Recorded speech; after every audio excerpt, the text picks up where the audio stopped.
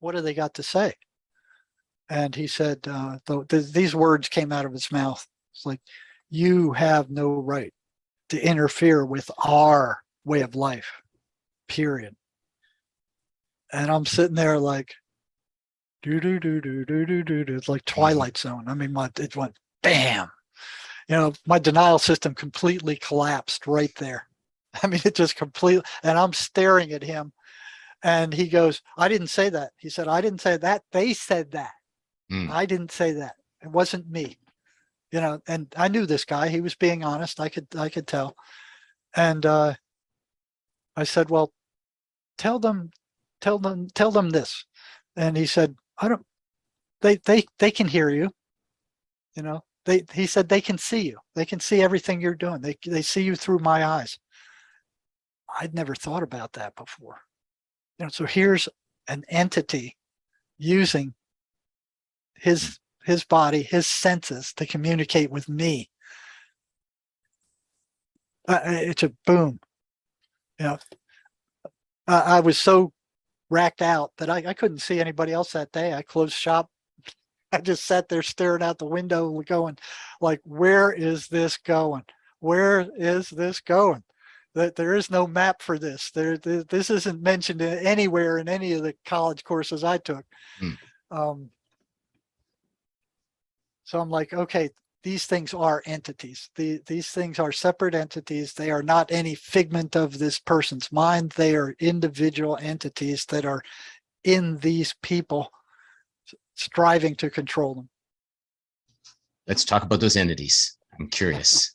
So, you know, I'd start carrying on conversation with them, you know, and they weren't pleasant entities. I even tried the thing where you know, walking them into the light, because what they told me, and this was interesting, because for a period of months I would carry on conversations with them, and then suddenly I got this strong feeling like, you shouldn't be doing this, and I don't know where that came from, but it was like, stop talking to them. What did you? But during the months I was talking to them, one of them told me, he said, listen, we're assigned to destroy these people. And if we don't do a good job, or if we're discovered, we're sent to some place called the pit. And apparently it wasn't a very pleasant place. There was one guy who one voice that, I think it was one patient that he told me that, now this was somewhere else, wasn't in the prison, but it was a female whose voice wasn't doing a good job of messing her up. So it was taken away and another one was sent to take its place. Let me see, what else did I learn then? So they were told that there is no light in them. So there seemed to be a hierarchy where there were, you know, the worker bees that were, you know, like the voices that were destroying the prisoners. And then there were entities above them that were like their sergeants or commanders or stuff like that. There was one time where we got rid of, I was working with one guy, we got rid of all the voices that he had reported for a long time. We walked them into the light, they were gone. And then all of a sudden another one came up, one that he hadn't reported ever before. And I said, where'd that one come from? And he said, well, that's their supervisor, that's their boss. And I asked him if he had any interest in escaping wherever he was, and no, you know, he was pissed off that he lost a couple of soldiers. So that was interesting. And then where'd it go from there? Oh, okay. I noticed that, I mean, time after time, these guys would report that after the voices attacked them, their energy levels went down to nothing. They just had no energy. Some of them said that they could feel their energy leaving their body. They could just feel it being drained. And there was a one-to-one correlation between the voices attacking them and their energy level dropping down to zero. I mean, they were reporting they couldn't even get out of bed for breakfast. They were so drained in the morning after a night of these things attacking them. And they weren't using that energy. They were laying in bed, tossing and turning. Yet they were reporting that they were so weak after being attacked by these voices. They said it was like working with a pickaxe in the hot sun all day. You know, so that's how drained they were. And I'm thinking, well, that's because the voices are constantly negative, calling them, you know, names, telling them they're no good, telling them to kill themselves, all the rotten stuff they say. Then it's 24 hours a day that they're prattling at them. So I went, well, that's probably what causes that. And I just assumed that was it.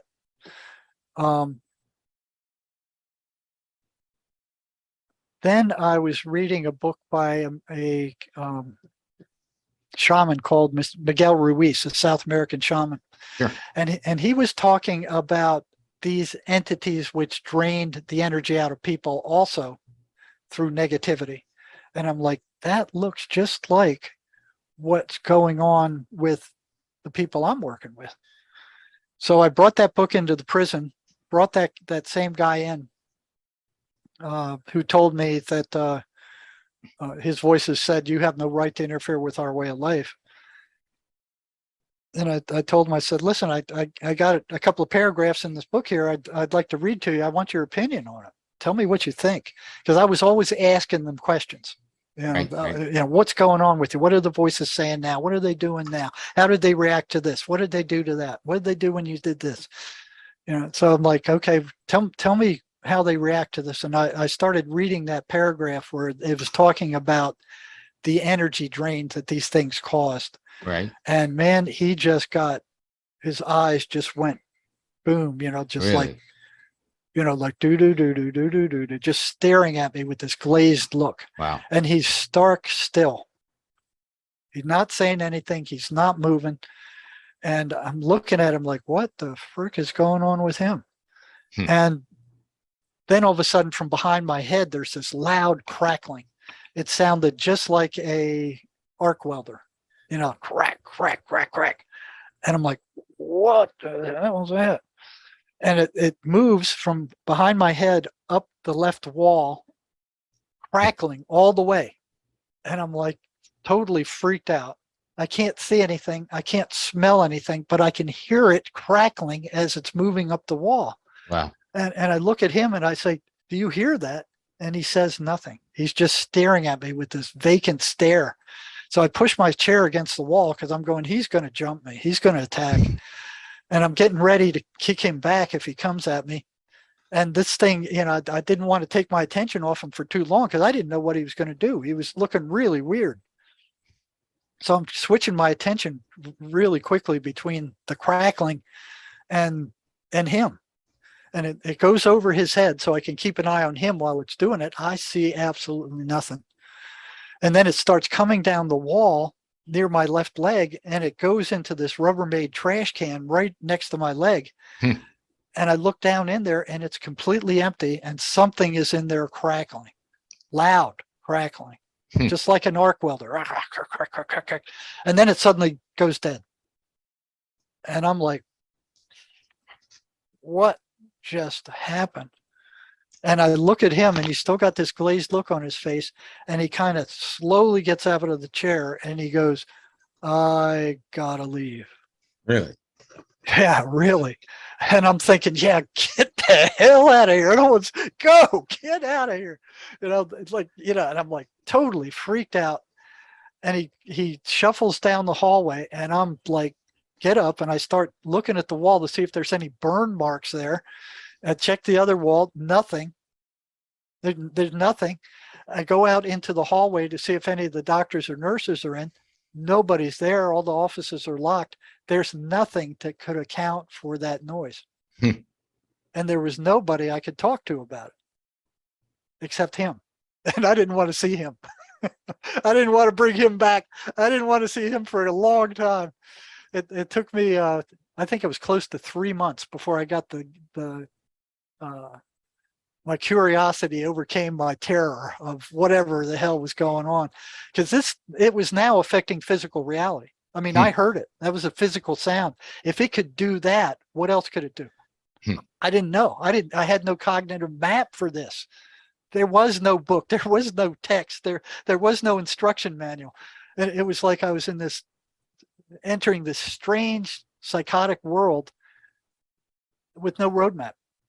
And I'm stumbling around in the dark, and all of a sudden I bump into this, and it's like, okay, what else is in there? And I was completely freaked out. And I closed my office and just stared out the window all day. It's like, this is getting really weird. This is really getting weird. And I'm like, what am I getting myself into? But I couldn't stop because I was so curious. It was 3 months later, I called him back. I had the guards bring him to my office, and he sat down. He looked good. I was expecting him to be a wreck. So if whatever it is could do that, I figured it would just tear him to pieces. I was expecting him to be in really bad shape. No, he wasn't. He was in good shape. He looked, he had lots of energy. And I told him, I said, I was expecting you to be a wreck. He's going, oh, no, I'm doing the exercises you said, and I'm able to hold them at bay. They haven't gone away, but I've been able to hold my ground with them. So, I said, have a seat. And I said, do you remember the last time you were in here? He goes, yeah. I said, did you hear that crackling running around my office? He goes, yeah, I heard it. He said, but I'm surprised you did. And I said, what the hell was that? And he said, that was them. I said, them who? He said, the voices. I said, well, what in the blazes were they doing?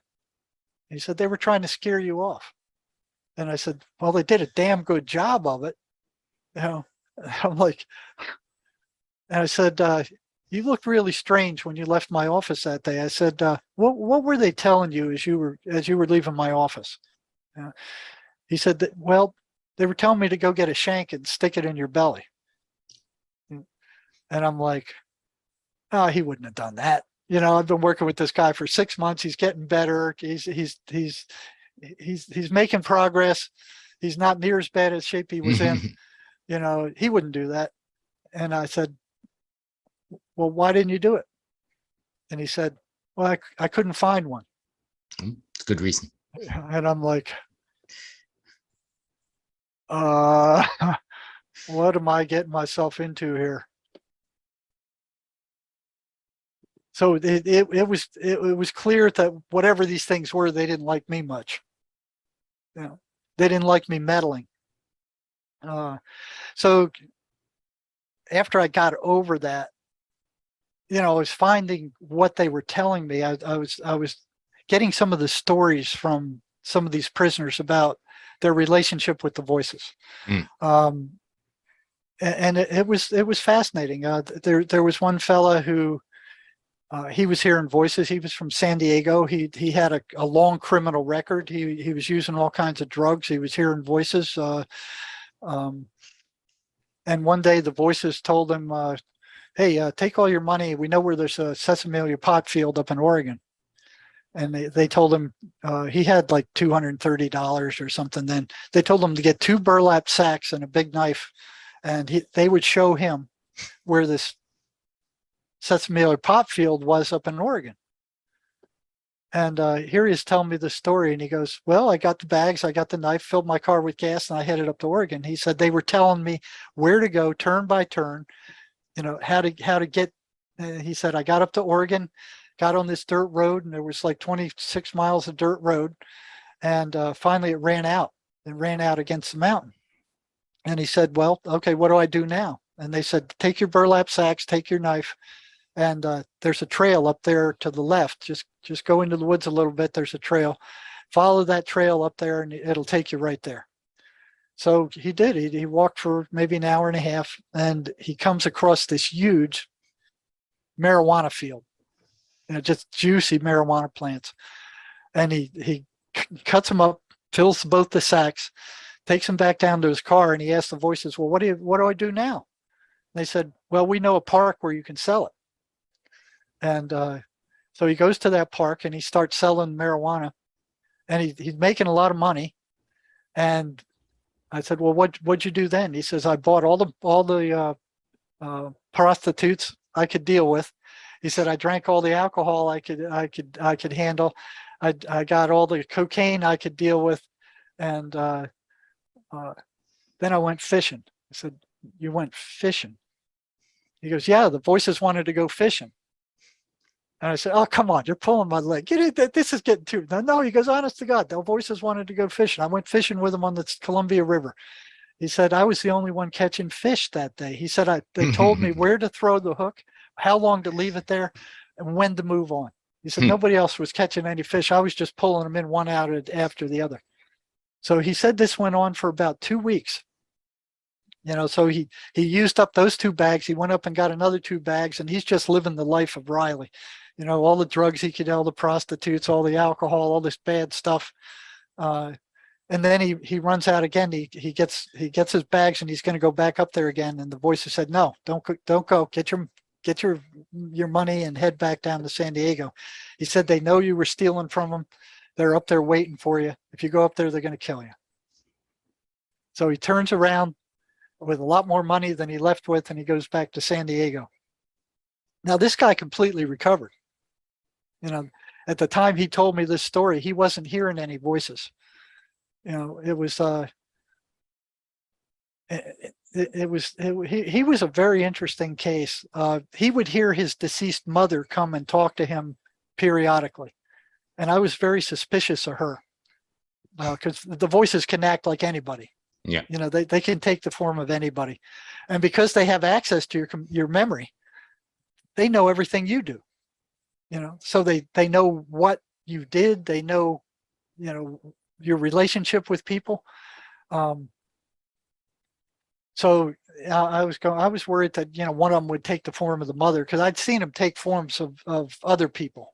There were some harrowing stories when they did that. But I asked him. I kept asking him, "Well, when's the last time you talked to your mother?" "Oh, the other day." "What's she telling you?"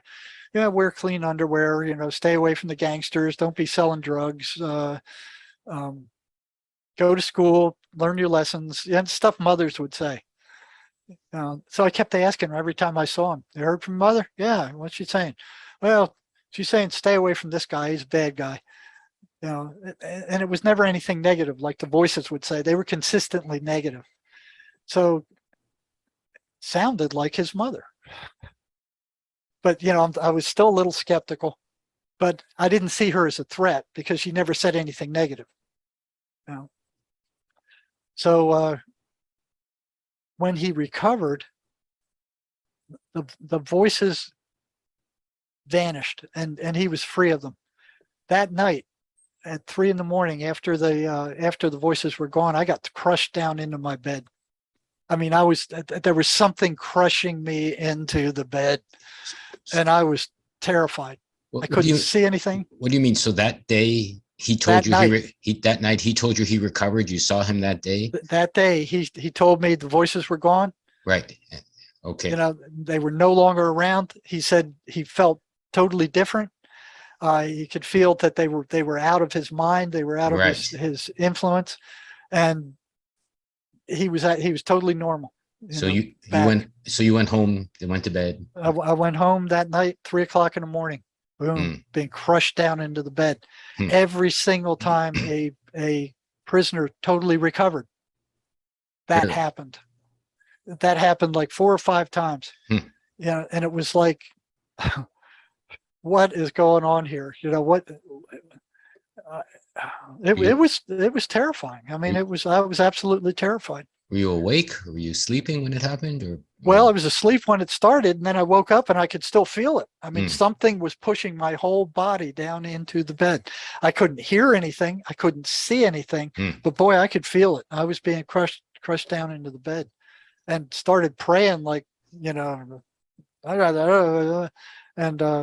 finally it left. But something wasn't happy. Something wasn't happy. How long were the episodes for you? They weren't very long. It was 20 seconds, long enough to terrify me, long enough to know that it was happening. It wasn't just a brief thing that just flittered by. I mean, it was happening. Let me see what other tale. So you were still working in the prisons at this time, or was this private practice? Yeah. No, I was working at the prison, so well, I could get a lot of information out of these guys. There's one fella.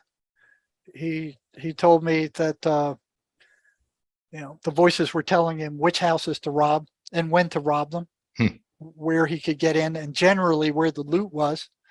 And he said they were great. They told me all this stuff. They told me when the people in the house were up, so I could get out. And I said, well, if they were that great, what are you doing here? What are you doing locked up? And he said, well, I got greedy. There's this one really rich house that I knew there was a bunch of stuff there, and they told me not to hit that house, and I did, and they caught me. But he was telling me that when he got out of the house, the voices there was one time where they told him that the occupant of the house was up, that he needed to get out, and that the cops were coming. So he jumps out the window and he starts running down this alley to his left. And they said, no, don't go down there. The cops are coming up that alley. Go the other way. And he goes the other way and he sees this dumpster. They told him, get in the dumpster and stay in the dumpster. So he jumps into the dumpster. One of the cops comes by with a flashlight with his gun drawn. And the guy was maybe 10 feet away when the voices said, okay, now get up out of the dumpster and run. And he's going, no, they're too close. He said, do it. The voices are saying, do it now. So he quietly gets out of the dumpster, gets out and runs, and gets back to his apartment. And the voices are saying, good job. And he said, well, not so good a job. I left all the loot in the dumpster. And they said, well, you go back and get it in the morning. And I'm like, that was one. The meth, the guys who were using meth, the voices would tell them when they ran out of meth, it would tell them where to be, when to be there, to meet somebody who would have it. And time after time, they would go there. And these are several different, different inmates. They'd go there and somebody would show up with the meth. Did the guy go back to the dumpster for his loot? Yeah, he went back to the dumpster and got his loot, so he was happy, he had all that stolen money, got away with it again. Sounds like selling their soul to the devils for cheap advice, let's say. Well, they got drugs, they got prostitutes, they got all this bad stuff that was eventually destroying them. It wasn't good for them. They would often end up in jail or prison time after time after time. But they were having a good time while they were out there.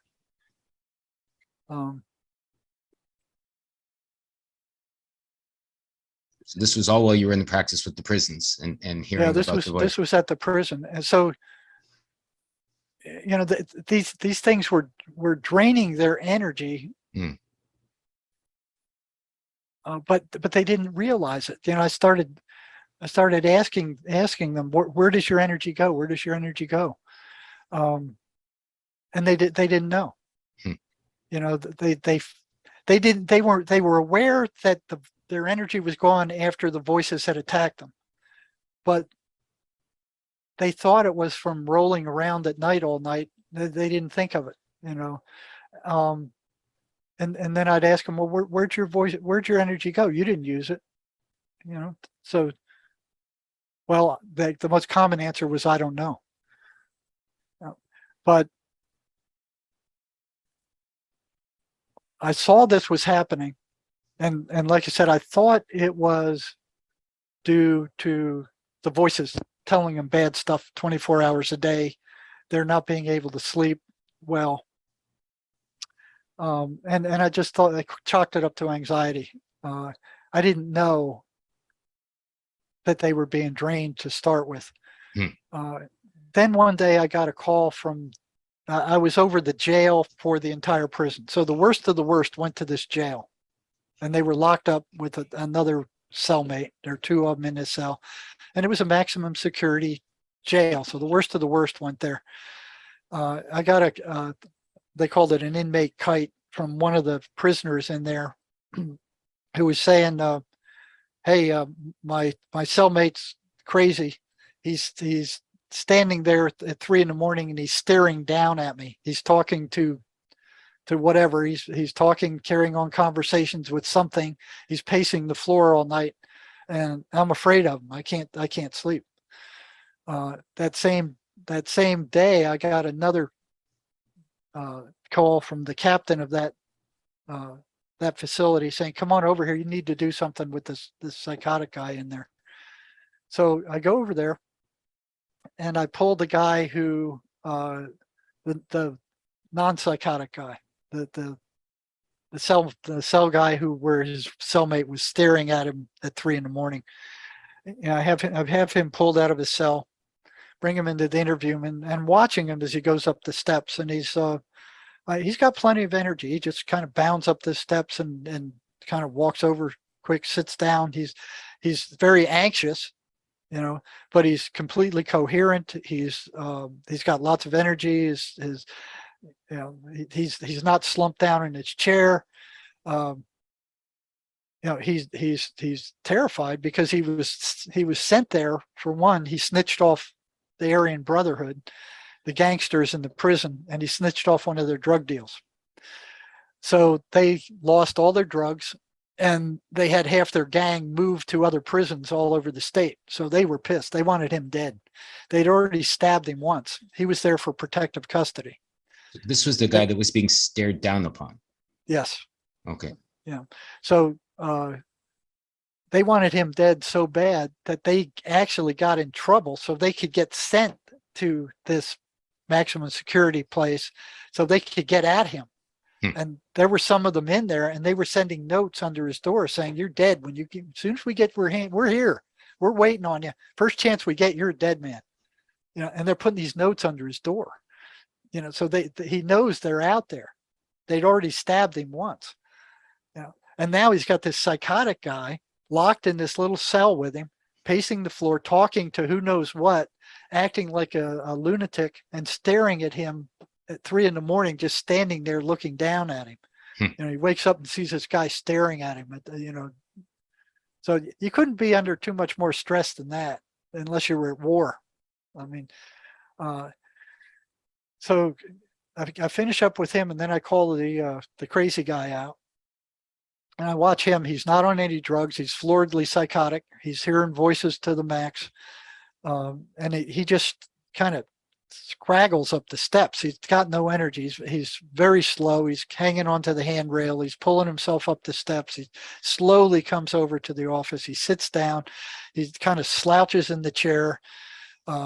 He's got no energy. He's drained. He's totally drained. And talk to him. And when I'm finished, I'm like,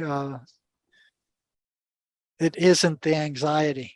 I walk out of there, I'm going, it's not the anxiety. So what is going on? Where's the energy going? Here I have scores of schizophrenics saying when their voice is attacked, their energy is gone. So I'm like, well, then where's it going? And there was a one-to-one correlation between the voices showing up and their energy being drained. So that's what I was wondering when I went over to when I brought that one guy in with, Miguel Ruiz's thing, talking about the parasites, the entities being parasites. And then I started questioning them about that. I kept asking all these new prisoners, well, your energy is drained. Every time the voices show up, your energy is gone. Where do you think it's going? The most prevalent response was, I don't know. But some of them would say they take it. So when I went to work in the ERs, after what they did is, as these guys started recovering, word got out that I was spending 2 or 3 hours talking to some of them in my office, where the average psych staff couldn't deal with them for 20 minutes. they didn't know what to do with them. They didn't know anything about the voices. The prisoners weren't telling them anything because they didn't trust them. So it'd be like, oh, how you doing? You're staying on your meds. You're doing okay. Yeah, you're, the voice is under control. Yeah, no, okay, okay, go, fine. They weren't going to hurt anybody. They weren't crazy, out of control, and they just, let them go. Stay on your meds. We'll see you next month. And I was trying to find out what's going on with the voices. Mm-hmm. When these guys started recovering, word got back to the chief psychologist because they went off their meds. They didn't want to take those meds anymore, and they were normal. So something was going on, and I know I couldn't tell them anything about it. I couldn't tell them anything about what the voices were or how they behaved or anything I was doing, because I'd be in trouble immediately. I know it. I knew it. So I didn't tell them anything. So they started talking to some of the guys I was working with. They pulled one guy in who had, his voices were gone. He went off his meds. He's back to normal. He's back again. No more voices. So he went off his meds, and psychiatry got suspicious about that. Mm-hmm. And then the chief psychologist had another psychologist come and start talking, trying to find out from these guys what was going on. And they wouldn't tell them anything. They knew what they were up to. They wouldn't tell them anything. So they asked this one guy who'd fully recovered, what we were doing in our sessions. And he basically said, he's helping us, not like you, asshole. that was, he could have gone all day without doing that. That set him off. So he said, the psychologist who was over there doing the questioning said, we have a MMPI profile on you from when you came into prison. Would you be willing to take another one? What's an MMPI profile? Well, it's their gold standard personality test for psychologists. So they're talking about you taking it or the patient taking it? No, the patient taking it. So they already had one on him. Right. It's the Minnesota Multiphasic Personality Inventory. It's the most studied, the most valid testing instrument that psychology has. It's up there with their Rorschach and stuff like that. So it has all these scales, and one of the scales is a psychotic scale. So he was off the psychotic scale when he came into prison. So this investigating psychologist said, would you be willing to take another one? He said, yeah, sure. So he takes another one. They score it up and it's valid, and it's showing he's no longer psychotic. So they know something is going on now, and now they're scared. I thought they would be happy that these guys were recovering. They were pacing around like demons. It was like, what's going on? We got to get this under control. He's doing something in there we don't know about. We're going to get in trouble. I mean, they just got extremely paranoid for some reason. And they just made life tougher and tougher and tougher. Sounds like the monsters were working both sides of the fence. Yeah, I think they were. I think they were.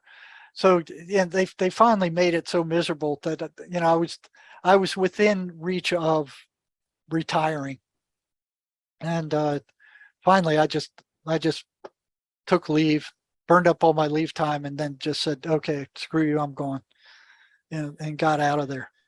But so you found you were helping them, in other words, the patients, with what you were doing. Oh, right? yeah. Right. Yeah. I mean, this wasn't supposed to happen. Well, how were you helping them, if you could say, like in a short bit? Well, you're breaking up those patterns. Gotcha. So when you have a pattern like that, you do the opposite. Okay. So the 23rd Psalm was still on the list. That's a lie program. So what these things would do is what they were after was that negative emotional energy. That's what they were draining. That's what they were feeding on. So they would fill their minds with all kinds of crap. It didn't matter whether it was true or not. Most of it was lies, just complete lies. So I'd point out to them, listen, you can't trust these things. I mean, how many times have you got in trouble listening to them? You can't trust them. They fill your head with lies they get you all upset and then they drain you. You know, so there was one gal I was working with, Sherry Sweeney. I was working with her on prison reform, and I couldn't attack my own prison system because I'd be in trouble. But she was attacking the Alabama prison system because her husband had been framed and he was locked up in there. So I was helping her with that. And I knew her for 10 years. We worked together on prison reform for 10 years. Until one day I was talking to her one night about a strange psychotic prisoner I was working with, and telling her about what the voices were telling him. And she goes, "Oh yeah, I know all about that." I'm like, "What do you mean you know all about that?" I mean, she's one of the most spiritually advanced people I've ever met. And here she is telling me all she know all about that. I'm like, how could this be? You know, so right away I started pummeling her with questions that nobody who wasn't psychotic could answer. You know, so I'm like, blah, blah, blah, and what do the voices do here? And what are they? And how does it? And she's like, bam, bam, bam, bam, right down the line. And I'm just sitting there like, whoa, you know, in 10 years, she hadn't mentioned anything like that to me. So we started talking about the voices, and she said they're liars. They lie about everything. She said, I just would use this. I would just say every time they come, I'd say, that's a lie. That's a lie. That's a lie. And she said, eventually they weakened and would leave as long as she didn't believe what they were saying. And I said, well, geez, try that. Let's try that. So that was one of the things we used. The That's a Lie program. That's on my site. She wrote it up. It's on the website. At jerrymarzinsky.com. So that's free to anybody who wants to put it to use. It's all written up there, how to use it, what it is, how it works. But what they do is they sound just like, for the most part, they sound just like your regular thoughts. You know, all the thoughts that you have running through your head every day, except their intent is very much different. You know, so, you know, there's one preacher I talked to who said, yeah, there's one time I was standing on the edge of the Grand Canyon. I was looking down, and he said, all of a sudden I heard jump, jump in his head. I said, that was them. You know, a bunch of people would tell me, like, they're driving. They said they're hearing the voice say, "Hey, turn into the traffic, turn into the oncoming traffic," stuff like that. They hit us all. They hit us all to varying degrees. I mean, sure. I remember one time I was out there here in Arizona. We don't have much grass. And you go out there with a machete and you cut down the cactus to keep it from overrunning you. And I was out there with a machete, and I have a beautiful husky, pure white husky, and she runs by, and here's this thought barges into my head: chop her head off. And I'm like, you know, what? Yeah, and even though I would never do anything like that, I would never think anything like that on my own. It was upsetting. You know, so that's them. That's them. They have complete access to your memory. They can pull up any rotten thing you've ever done, throw it in your face, and just keep rubbing it and rubbing it and rubbing it until they create that negative emotional energy that they feed on, and then they drain you. So they're parasites. They're energetic parasites. And they hit us all. For sure. I hear those voices too. I hear them all the time. I mean, I laugh at them now. That's my way of dealing with them. Oh, they hate that. You know, they hate being laughed at. They hate being mocked. They hate being ignored. So I remember in the state hospital, there was one time where I was sitting in, and this is before I knew hardly anything about the voices. I was sitting in with a psychiatrist and a patient. And the psychiatrist was talking to the patient, said, okay, I prescribed these drugs for you. And the patient was saying, well, yeah, I've been taking them, but the voices are still there. So, you know, for the most part, the drugs don't get rid of them. They just weaken them. So the psychiatrist says, well, just ignore them. And I'm like, well, I wonder how that works. So 2 weeks after he said that, I called that patient back into my office and I said, Hey, remember when Dr. Mendez told you to ignore your voices? Just ignore what they're saying. I said, how'd that work? He said it didn't. He said they got louder. He said they got worse. They will not be ignored. So I went, that's odd. So I started asking all the other schizophrenics, hey, what happens when you ignore your voices? Consistent response. They get louder. They all get louder. They won't be ignored. So I went, that's interesting. So it's talking to these people. I mean, psychiatrists don't talk to them. They bring them in, you hear them voices. Oh yeah, take these drugs, da da da da, boom, and you're out. There was nobody curious about the voices. They'd all been brainwashed by the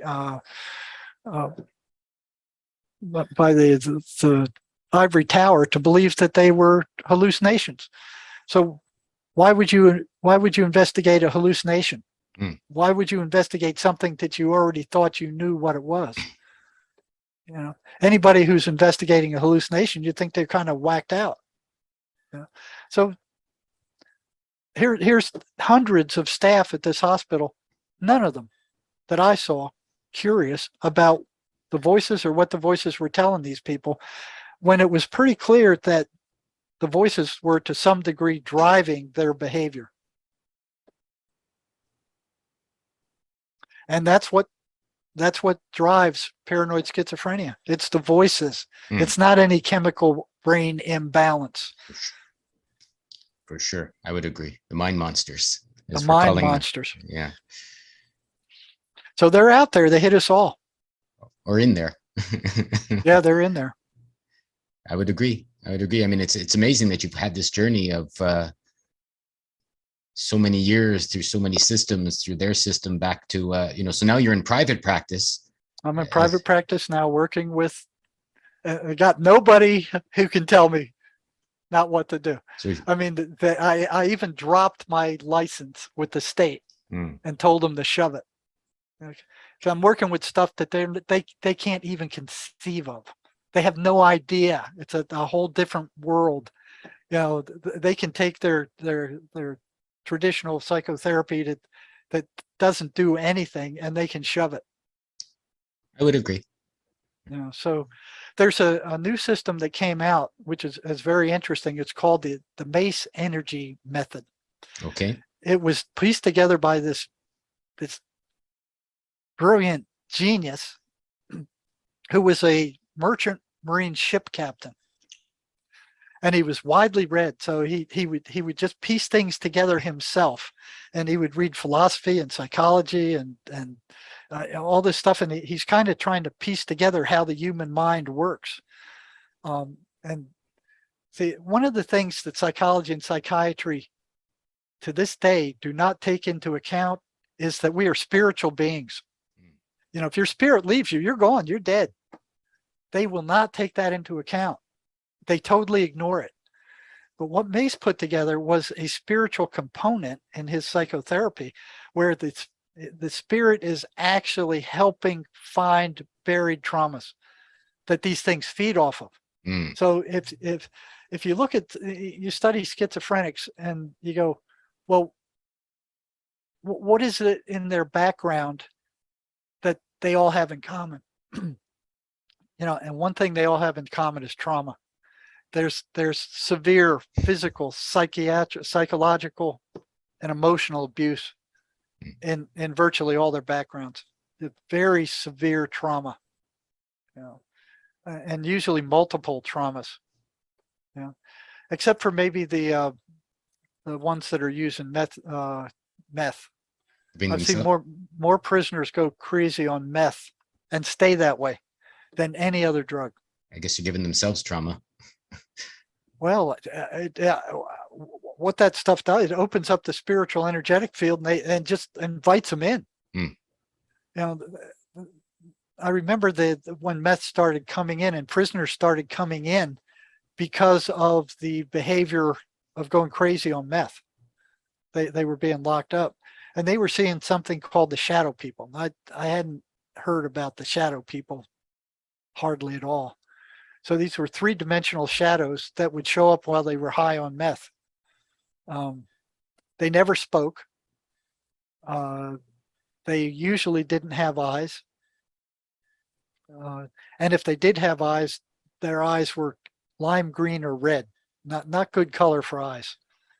But they never reported hurting anybody. I mean, not one prisoner ever reported they were hurt by them. I had one gal who reported that she could feel them walk through her. They never seemed to possess anybody.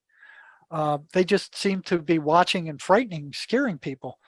And what the prisoners would say was that when they noticed them, when they saw them, they would start moving toward them. It's like they were aware that somebody could see them. So that was another strange phenomenon that was happening. So I started investigating that. And, it was the schizophrenics would see them also, but not as much as the people who were abusing meth. So,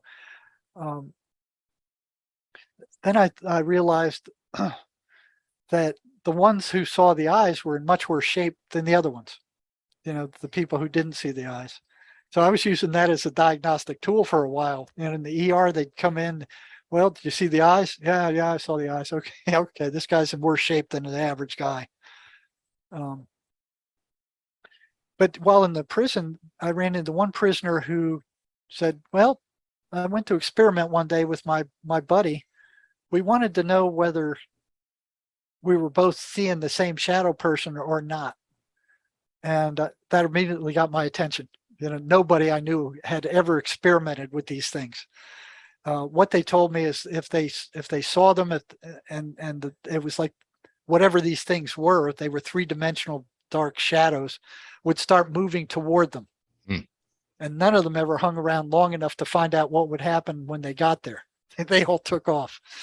So this guy was particularly interesting. So I started questioning him. I said, well, what'd you do to experiment with this? And he said, well, I got my buddy. We wanted to know whether we were both seeing the same ones or not, or whether they were individual, because we were seeing them for sure. So they drove off to the Sells Indian Reservation in the middle of nowhere in the desert. They both were brought amphetamine needles that they were going to inject up with. And first one of them shot up with the meth and gave it a few minutes. And then he started seeing the shadow people in the desert around. Then he would talk to his friend who didn't shoot up and said, hey, I see one over there near the cactus. You see that one over there? No, I don't see it. Well, how about the other one over there near the rock? No, I don't see anything over there either. So they did that long enough to figure out that, okay, they needed the meth to see these things. So the second guy shot up, and then they started comparing notes. You see the one over there near the tree? Yeah, I see him. Well, what's he doing? Well, he's just standing there. How about the one over da-da-da? And they were both seeing the same ones. So they realized that, but by the time they had compared notes, they were surrounded by them. So here's this whole circle of these shadow beings out there in the middle of the desert, and they're closing in on these two guys. So they freak out, they jump in the truck and lock the doors, and they're watching from inside of the truck. And all of a sudden, the guy said that the back of the truck went down like somebody dropped a giant boulder in there and the front jerked up. And that got my attention. That's like, that is a physical effect. And I'm like, what is going on there? And he said that the whole back of the pickup truck was full of these shadow people. And I asked him, well, what'd you do? And he said, well, we stepped on it and we got out of there. And he said, we almost wrecked the truck getting out of there. And I said, did they follow you? And he said, no, they didn't. So I don't know what these things are. I mean, the schizophrenics see them, the meth addicts see them. I've seen them out of the corner of my eye. Yeah, I see them too. The Toltecs call them the shadow people, or the shadows, right? The people. Yeah. So I don't know what they were. The closest I came to an encounter with what might have been one was one day I was working in the emergency room doing psych crisis at the county hospital. And it was Christmas Eve. I got drawn for half the work Christmas Eve. So it was pretty quiet that night. But there was one guy came in and they sent him back to the psych annex. And I took a look at him as they brought him back, and he's shaking like a leaf. He's just all over. He's just shaking like a leaf, and he couldn't stop. He couldn't stop quivering. So, brought him back and started talking to him. He'd been using a lot of meth. And I said, well, how long you been using meth? He said, well, I've been injecting for 10 years. And I'm like, Crazy. He should have been dead 5 years ago. I didn't know anybody who survived 5 years of shooting meth. So 5 years, he should have been dead, you say? Yeah, he should have been dead. Here he is sitting in front of me, shaking like a leaf. He couldn't stop shaking. The whole time he's in there, from the time he walked in till even after, when I was talking to him, he's shaking. So I asked him, well, you seen the shadow people? And they go, yeah, I see the shadow people. I see them all the time. And I said, have you ever seen their eyes? And he goes, yeah. I said, well, what color are they? And lime green. And I said, okay, that's interesting. And then just something, told me, he said, ask him if he's ever talked to them, because they don't talk. They've never spoken to anybody. And, I've spoken to scores of patients who've seen them. They've never spoken to anybody. The shadow people. Right. The shadow people. They're just quiet. They stand there and they watch. They're darker than the rest of the room. They walk through walls. You turn on the light and they disappear. They're gone. And it's not just three-dimensional humanoid type shadows, although that's what most of them are. Some of them wear hats, believe it or not. They have hats and cloaks and all, it's like crazy stuff. And some of them are like, they're not even humanoid shaped. They're like creatures of some kind, darker than the rest of the room, but they're always darker than the rest of the room at night. So I asked this guy, have you ever spoken to him? And he goes, oh yeah. And I'm like shocked, because he's the only one of scores of meth addicts who had reported that he'd spoken to them. And I said, what do they sound like? And he mimicked this high-pitched squeal that reminded me of like scraping your fingers on a blackboard. I mean, it was just him imitating it, kind of like, yeah, like that. Right. And, and I asked him, like, well, what did they tell you? And right after I asked that question, his all of a sudden he stopped shaking. He went stark still. And his eyes just got black. I mean, his pupils just opened wide black. And he's staring at me, and it wasn't him anymore. That wasn't the guy I was talking to. There was something else looking at me, and it was eerie. But one thing I've learned, you can't show fear. It's like running from a dog. So here I am staring at whatever this is. And his eyes were like these deep, dark pools of just cold hatred. I mean, it just seemed to go down forever. It's just hatred. And the feeling I got was like, I'd rather slit your gut open, spill your guts all over the floor than say another word to you, is what I was feeling coming from this thing. And I'm like, what is going on here? And we're just had this staring contest. So I'm staring at it. It's staring at me. And I'm like, I don't know how much longer I can take this. And then boom, flashes back. His eyes turn back to normal and he starts shaking again. So whatever it was didn't like me asking that question. And I'm like, but I had to know. I had to know. So I asked him again. I said, well, what did they tell you?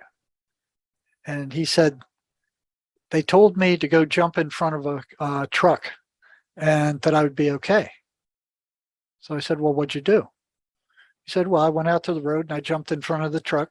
He said, I got hit. I got knocked off the road, off to the side of the road.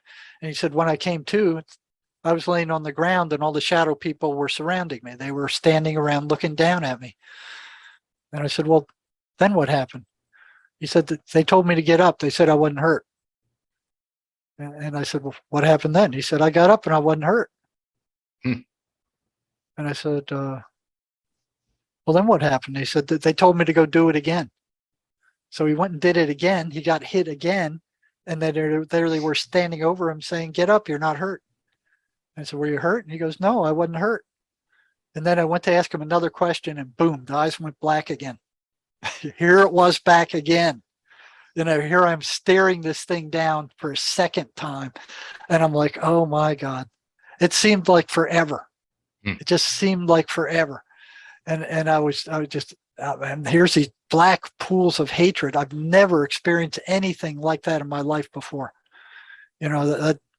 I've experienced mad patients, angry patients, out of control patients, but nothing like this.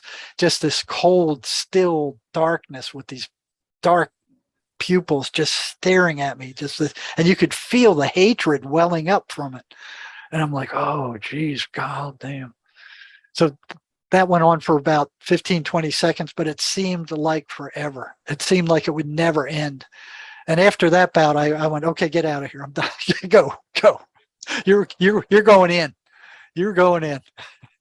So he goes out, and the psych nurse tries to talk to him, and she comes running in 2 minutes later going, "I can't deal with this guy. I can't deal with this guy. Well, what'd you get? What'd you get? I need to write a report. Let me get your stuff." So I'm like, I don't know what that was. I don't know what that was, but it wasn't anything good. So what are you doing with all this? Like, this whole history of what you figured out, what's come to you, the stories, your literal experiences with the monsters in the shadows and how they eat people. Well, what I did do is write this book with Sherry Sweeney,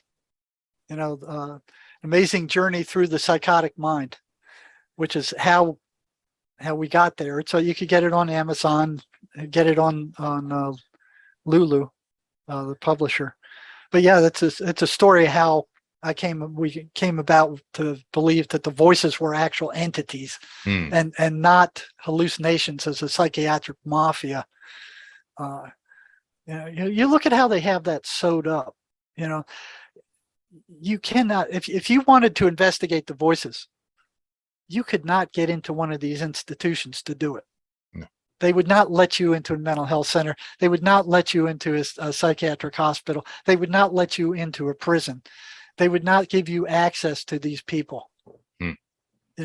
I never in my entire career at the prison, 18 years or so, I never saw a single researcher in there. At the state hospital, I never saw a single researcher researching schizophrenia, ever. In the mental health centers, never. Only in the academic institutions. And then you look at what they're doing, and you got all this statistical garbage that nobody can understand who hasn't been trained in that stuff. And then they draw these conclusions. So they got it tied up. You can't see it for yourself. So and what I'm hoping is that the people who work in this field, I mean, what I'm getting is, psych nurses are writing me and saying, "I always suspected it. I always suspected it, but I just needed somebody to, kind of push me over." That reminds me of one psych nurse, and this was at a private psychiatric hospital I was working at the time. The patients got together and they were going to do an exorcism on this one patient who was hearing voices. So the nurse knew about it, and she goes, well, there's no harm in that. Let them do it. So here they were doing this exorcism, and I don't know whatever came out of it, but they found out that the nurse was aware of it. Psychiatry found out that the nurse was aware of it, and she didn't stop it, and they almost fired her. They reacted so vehemently that it was just incredible. It was like, they put her on suspension or something like that. I mean, they took it very serious, that they don't want anybody dicking with this stuff. They don't want anybody showing that it's not hallucinations and that their medications are not the only way to treat this. Sure. So, now I've started a private practice because Sherry talked me into it, because all these people are writing like, what do I do here? And how do I do this? And how do I deal with that? But what I needed was that second piece. So with everything I had learned previously, and with this MACE energy method, they lock together, and I mean, it's you can get rid of the trauma, we're getting rid of the voices, and people are recovering. So it's working with people who are, not severe, moderate, but the serious, prolonged ones, they're gone. Like you can't touch them. They're too far gone. Plus, you got the brain damage due to the years of antipsychotic drugs. So, but some of the people that I couldn't reach normally, when they're on the drugs, I can reach them. So there's a good probability that if they work hard, we can get them off of those drugs and get them normal again. Mm. So there is another way to deal with schizophrenia other than poisoning these people, locking them down, and treating them like aliens from some other planet. This has been fascinating.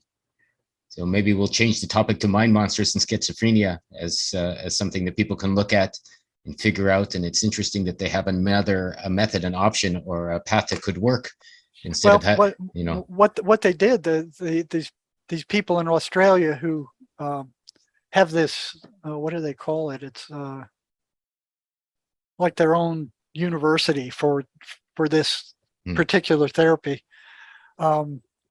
They took it to psychiatrists and they took it to the universities and showed them how well it worked. And the university said, oh, well, we won't pay any attention to it unless we can own it. They took it to the government, showed them it worked, and they just blew it off. So it's ridiculous. I mean, this works. Where regular psychotherapy, for the most part, you're just going over the same stuff over and over and over. It's like you're reliving the trauma again and again and again. Each time you do it, it makes it wider, wider, wider, and bigger. This stuff goes in there. You can get to the trauma. You can discreate it, and then it's not a factor anymore. So it's amazing stuff. When I saw it, I was just fascinated. Well,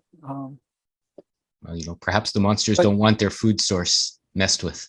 No, and that matter of fact, when I'm working with some of that stuff, the voices jump in there and they try to interfere. For sure. They cause, oh, I got a headache now, or my head is splitting, or I got it, or this one guy last week, he went over like he was throwing up, he was gagging, and then there was this diabolical laugh, like I'm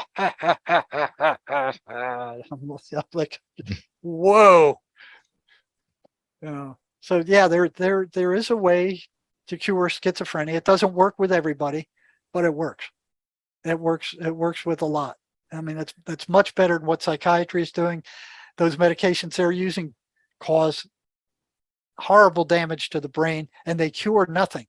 They don't want to cure. They want to just keep dishing out these expensive meds.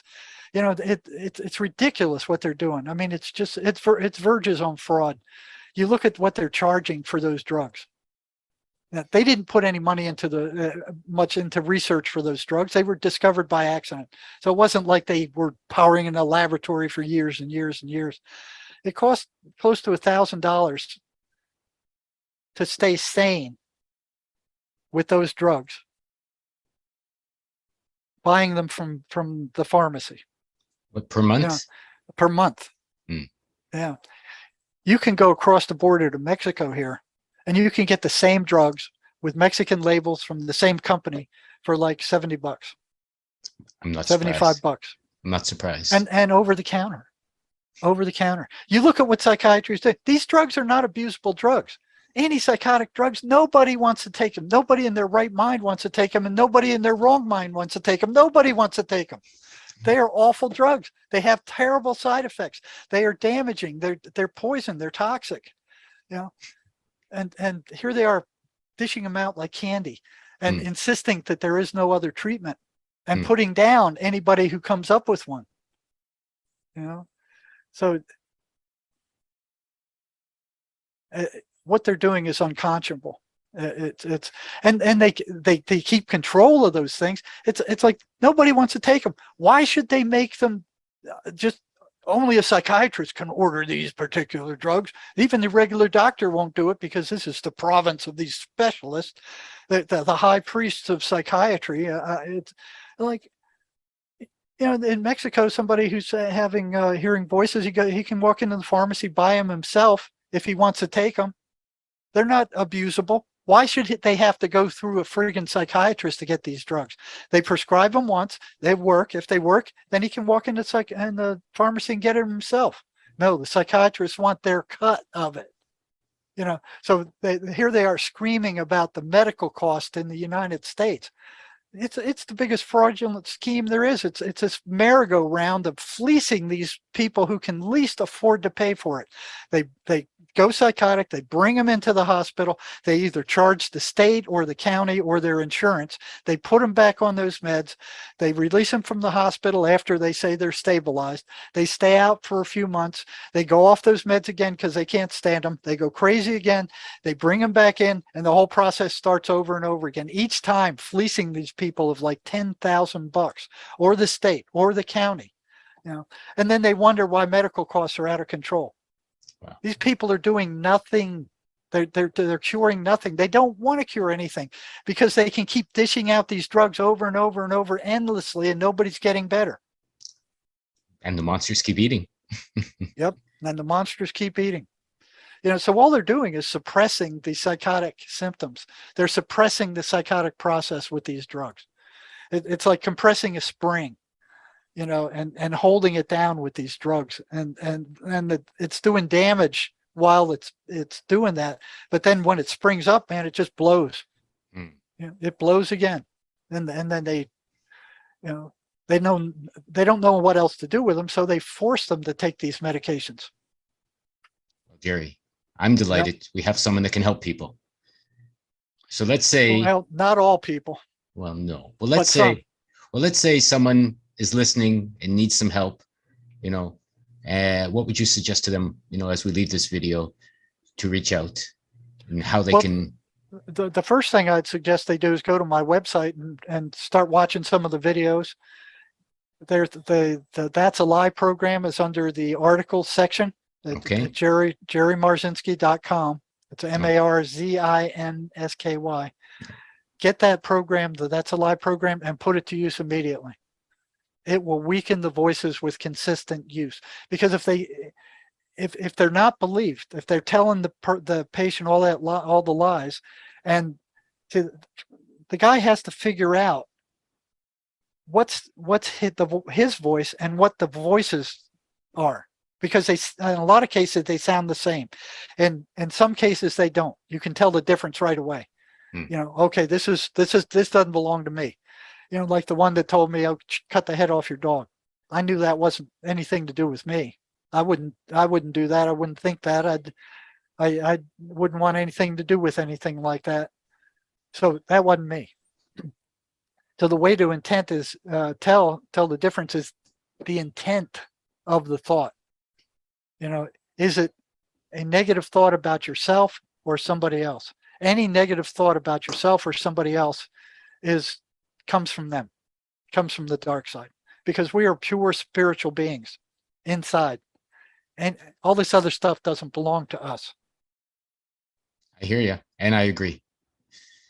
Well, it's a good way to say, and it's a good way to leave it. I think, I'm going to get this up. I may break it up into two halves, one half for people to get to the beginning of what you said, and then you get really to the solutions, at the end of this conversation.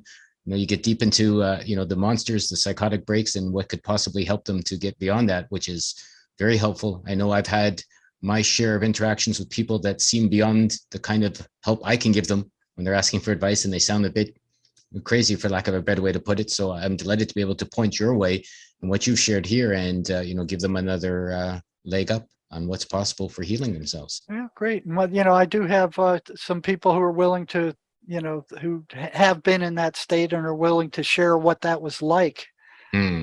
What we can do is now the one fella who is really passionate about letting people know that these things are entities and are not hallucinations. He's working as a mechanical engineer now. He only can do interviews on weekends. So if you want, we can schedule something somewhere, September, October. For sure. Engineering With entities sounds like a very good topic to discuss with him. I would be delighted to do that. And the other person you mentioned as well, the mother of the the psychotic challenger. So, we can do case studies, so to speak, I guess, with both of these individuals in a way. All these things you see behind me, they're all cases. Yeah. I keep saying, well, I got to write these up. I got to turn these into a book. But yeah, we could even do that. I mean, I got, what was strange when I was doing this was that I was taking notes when I was working with these guys who were cooperating with me, with the really interesting guys. And what was really odd is that I could remember virtually everything that was said during the entire session, line by line by line, as long as I wrote it down within 24 hours of the time of the session. And I can't do that with anything else in my entire life. I can't even remember where I put my glasses half the time or where my shoes are. But, this was so odd that I could do that. So I got all these transcripts that we can go through those too. So you can actually see what the interaction was like and what they were saying and what they were saying about their voices. And well, I would be delighted. I'm going to break this up into two parts so people can follow it, and then we can do some case studies. And, part of the work we do here at the New Now and the newagora.ca, if anybody wants to check out what we've been sharing for, at least a dozen years, is all about how you can help yourself to a better life. And part of it is getting control of your inner world, getting control of those psychic voices, getting control of the mind parasites or the mind monsters, as I've called this particular chat we've had here. And if Jerry can help, and some of the other case studies can help you guys to understand that you're not alone. Other people have gone through this challenge, and there's a way out. There's a way to help yourself. That is amazing, and something I'd be delighted to be a part of, and to do further chats with you, Jerry, on that. That would be an honor. Yeah. I mean, it's got to get to the point where they understand that these are not hallucinations. These are actually parasitic entities that do not want to be discovered. I hear you. Well, they've been discovered. We're going to help expose them some more. You're not the only one I've talked to that have come to this conclusion and have seen what's going on. So, I have a happiness, let's say, and a delightful opportunity to be able to share in bringing this to light and bringing this to the forefront and allowing people to heal themselves as they decide that they can help themselves. And this and what you've shared is another amazing step and some great tools. The books you mentioned, I will leave all the links below. I've talked with Sherry. Anybody may want to check out the chat I've done with her. She shares tons of articles on our website as well from Keyhole Journeys, so check those out. I'll be sharing more information from Jerry. He's mentioned that he's doing some writing related to this before we get on the chat today. We're going to be sharing some of that along the way. And, Jerry, thank you so much for joining us. Well, thank you for having me. Yeah, it's been a delight. I hope to chat with you again soon. If anybody has any questions, any suggestions, anywhere they want to go, leave the information below. When we post this, I'll be happy to share the information with Jerry and allow him to get back to you as he can and sees fit as well. Okay, send me the links when you get them up. I will. Thank you so much, Jerry. I appreciate it. We'll talk to you all again very, very soon. I love you all very much. Thank you for joining us here, and we hope this helps. Adios. Can't make me lie to my heart. No one tells me where I should start. Freedom first is what I say.